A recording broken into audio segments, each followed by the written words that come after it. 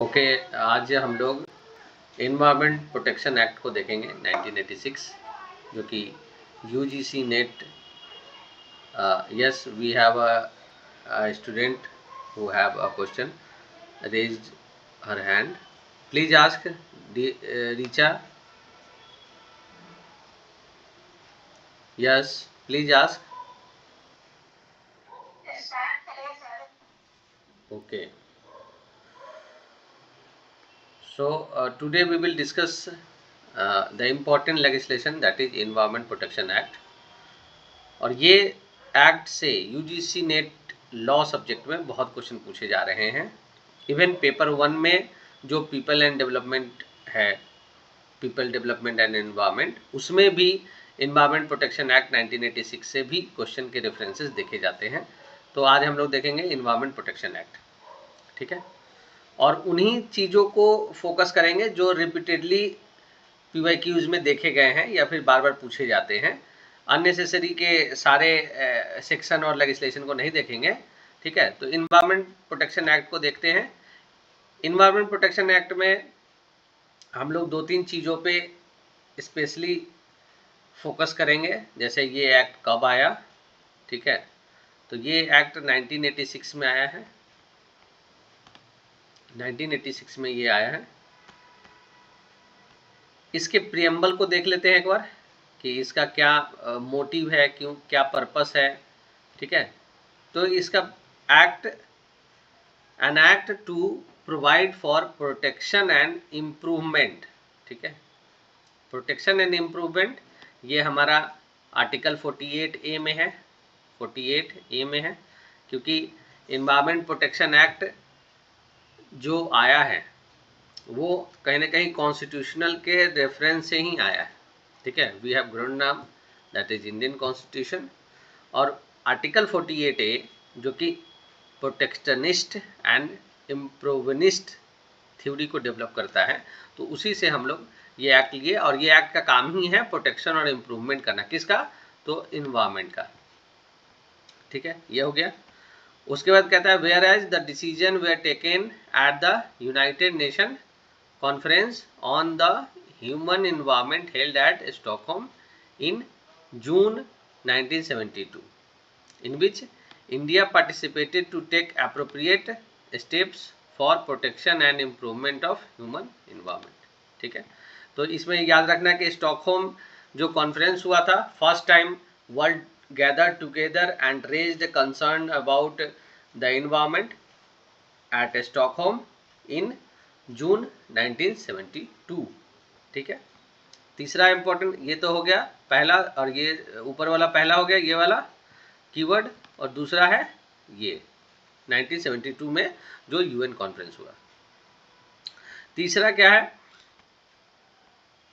तो तीसरा है it relate to protection and improvement of environment, ठीक है। Prevention of hazards to human being, other living creatures, plants and property, ठीक है। ये ध्यान रखना है। उसके बाद आते हैं सीधे इसके डिफिनीशन पोर्शन पे। तो ये 2A जो है ना, वेरी वेरी इंपॉर्टेंट है, ठीक है। Repeatedly asked by UGC net, ठीक है। 2A क्या कहता है, जो कि हम लोग 2C में एनजीटी एक्ट में देखते हैं। अगर कोई जो देख रहे हैं ये वीडियो अगर नहीं देखे हैं तो एनजीटी एक्ट को देख लेंगे।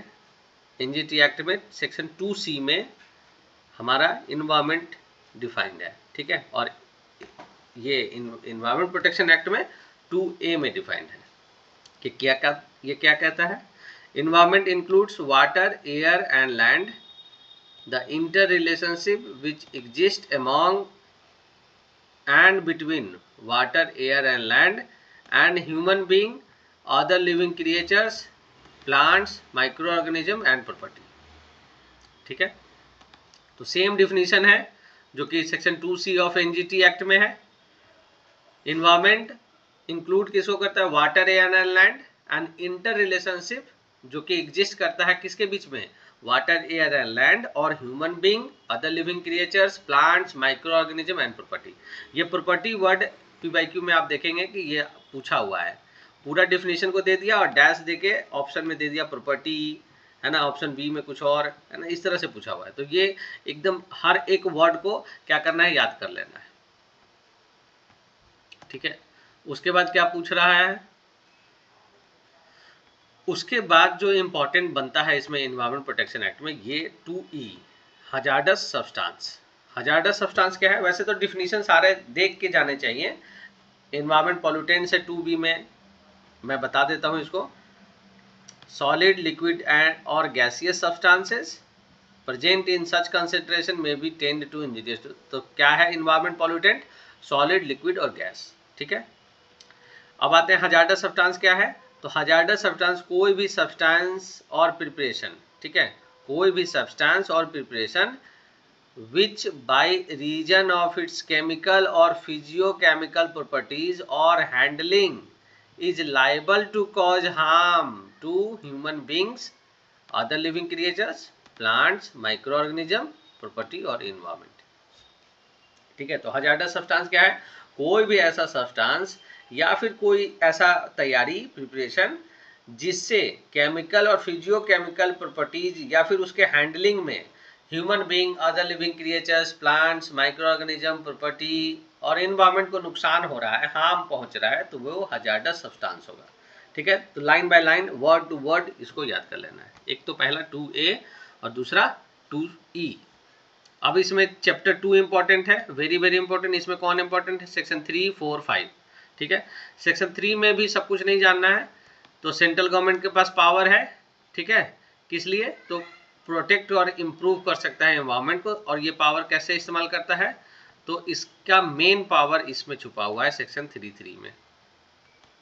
सेक्शन 3.3 में क्या है कि सेंट्रल गवर्नमेंट अगर उसे जरूरत समझ में आएगा तो कोई भी अथॉरिटी या फिर अथॉरिटीज का को कॉन्स्टिट्यूट कर सकता है। अब ये अथॉरिटी क्या है, तो अथॉरिटी का निर्माण किया जाता है।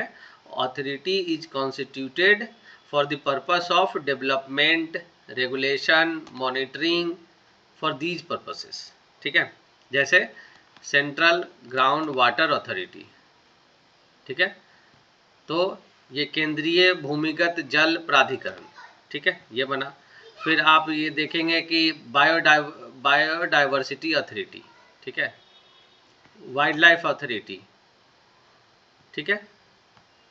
तो ये जितने भी अथॉरिटीज बनते हैं तो ये क्या करते हैं, उसके प्रोटेक्ट और इम्प्रूवमेंट के लिए सेंट्रल गवर्नमेंट डेलीगेट कर देता है सेक्शन 3.3 में, ठीक है।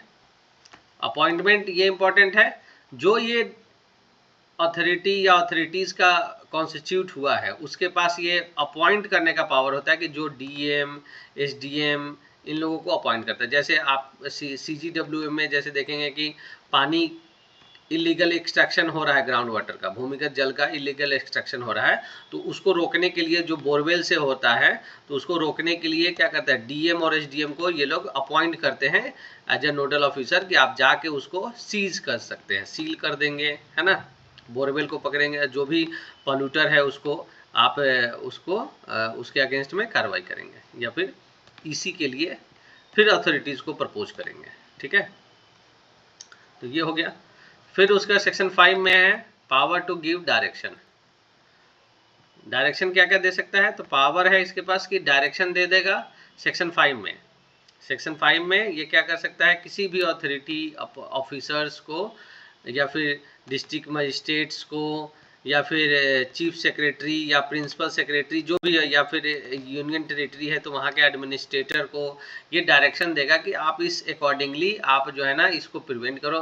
मान लीजिए कि अगर पानी में आर्सेनिक और फ्लोराइड है तो सेंट्रल ग्राउंड वाटर अथॉरिटी इसको बोलेगा कि आप जो है ना क्या क्या मेजर्स ले रहे हैं, डायरेक्शन के थ्रू उससे पूछेगा, ठीक है। डायरेक्शन अगर कंप्लाई नहीं करेगा तो उसको शोकॉज नोटिस भेजा जाता है।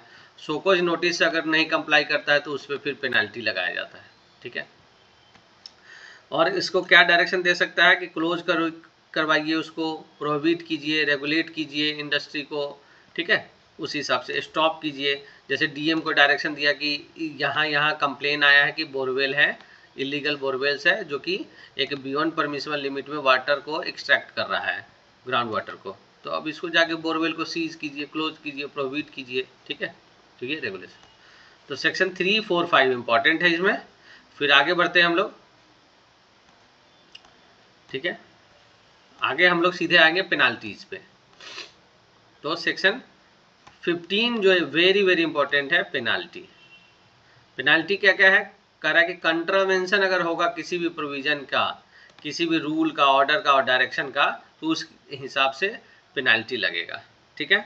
तो इसका पेनाल्टी क्या है कि extend to 5 years with fine and extend to 1 lakh rupees. 1 lakh इतना फाइन है, 5 year का इम्प्रिजनमेंट होगा फाइन के साथ, और 1 लाख रुपए तक का फाइन लग सकता है, या फिर दोनों, ठीक है। लेकिन आप बार बार ये चीज करते रहेंगे तो एडिशनल फाइन होगा 5000 रुपीज एवरी डे, ठीक है, ठीक है।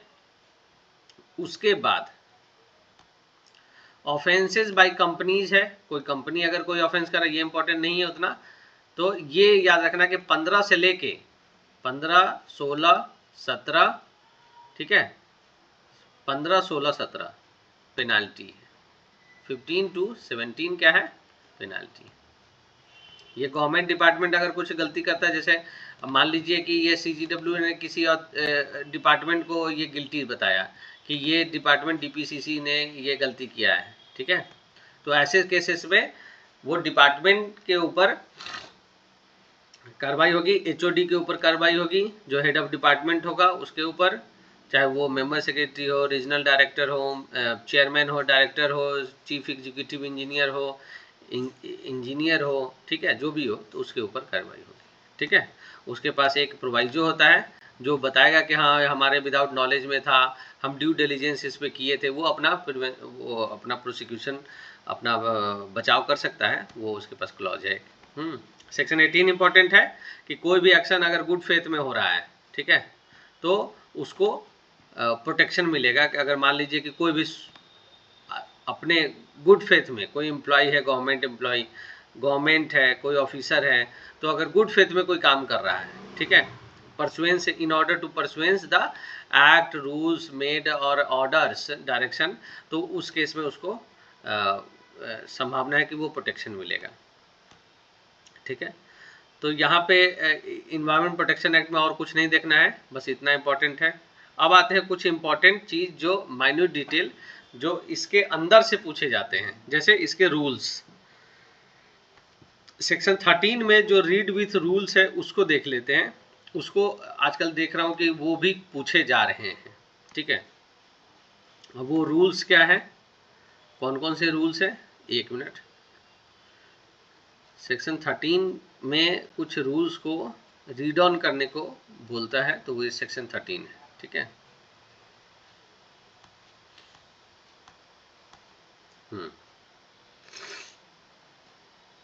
यहाँ पे नहीं है, एक मिनट। हाँ, ये रूल्स जो है, देखिए see section 13 of environment protection act, और इसको उसी हिसाब से ये रूल है कुछ, ठीक है। इसको आजकल ये क्रोनोलॉजी में पूछा जा रहा है, या फिर इसके ईयर से पूछा जा रहा है। जैसे मैन्युफैक्चर, पहला है hazardous waste management handling and transboundary movement rules 2008। फिर दूसरा है manufacture, storage and import of hazardous chemical rules 1989। फिर तीसरा है manufacture, use, import, export and storage और hazardous microorganism, genetically engineered organisms और सेल रूल्स 1989। तो ये याद कर लेना है, ठीक है, ये वेरी वेरी इंपॉर्टेंट है, ठीक है। So that's it in the environment protection act. और ये जितने भी अभी मैं इस लेक्चर में जो डिस्कस किया वो बहुत ही ज़्यादा इंपॉर्टेंट है एनवायरनमेंट प्रोटेक्शन एक्ट के, खासकर यूजीसी के पैटर्न से अगर देखा जाए, यूजीसी नेट के पैटर्न से देखा जाए, तो ये बहुत ही इंपॉर्टेंट हो जाता है environment protection act. So thank you so much for watching this video. Have a nice day.